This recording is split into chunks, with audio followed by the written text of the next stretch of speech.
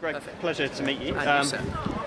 Good morning, great morning. Are you going to have a go later? I'm going to give it a little go, I think. I competed on Sunday and pulled my groin, so I have to be pretty careful at the moment. I'm meant to be competing again on Sunday this week, so I can't do anything too silly, but we'll see. And Greg, how's life changed for you over the course of the past 3 or 4 weeks? It must be a complete change around. Everything's changed for me.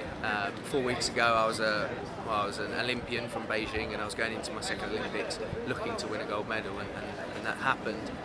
And I've not stopped since. I've been here, there and everywhere and speaking to so many different people, meeting new people, making new friends, everything else. It's amazing, and it's been so much fun as well. I've really enjoyed myself. Is it what you expected? Because I guess you spoke to other Olympians who have said, it changes once you get that gold medal. Yeah, definitely, and the one thing they did say is no matter what they say, they can't prepare you for what will happen, and it's true, because you expect this sort of thrall of media and everything else, but you can't comprehend exactly how it works.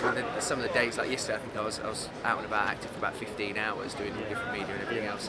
Those are the sorts of things you don't take into consideration. You just get on with it and hope for the best. But yeah, it's so much fun though. I mean, I genuinely really enjoy it, so I'm taking to it with open arms.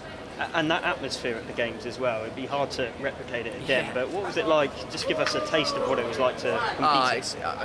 I mean, it is so hard to describe, because I've been in tons of really big stadiums with massive crowds. It's something that track and field is very lucky to have. So for me going into that, I mean, in 80,000, I went in initially thinking, well, I've been in bigger stadiums, so it shouldn't be too much of a problem. But when everybody's behind you and screaming for you, it is the most amazing sensation you ever get, because you just know suddenly, rather than it just being people just want to see good athletics, they want to see you do well, and they want to see you win, and then they scream for you, and it just gets louder and louder.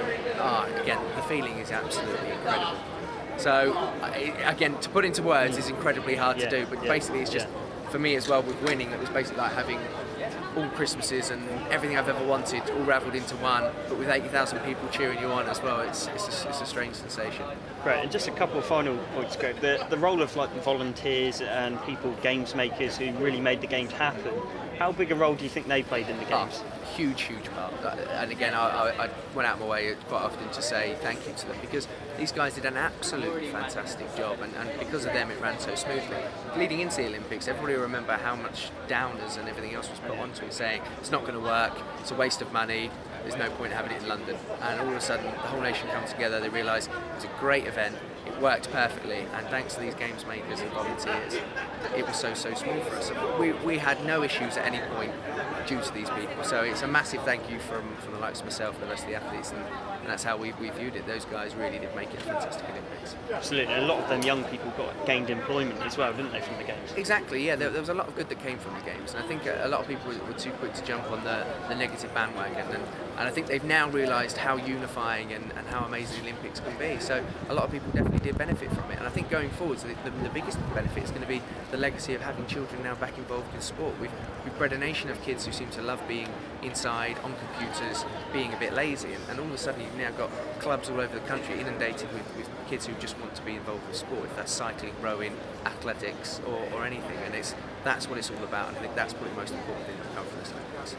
Great, thank you, Greg. Cheers. That's great, thank you.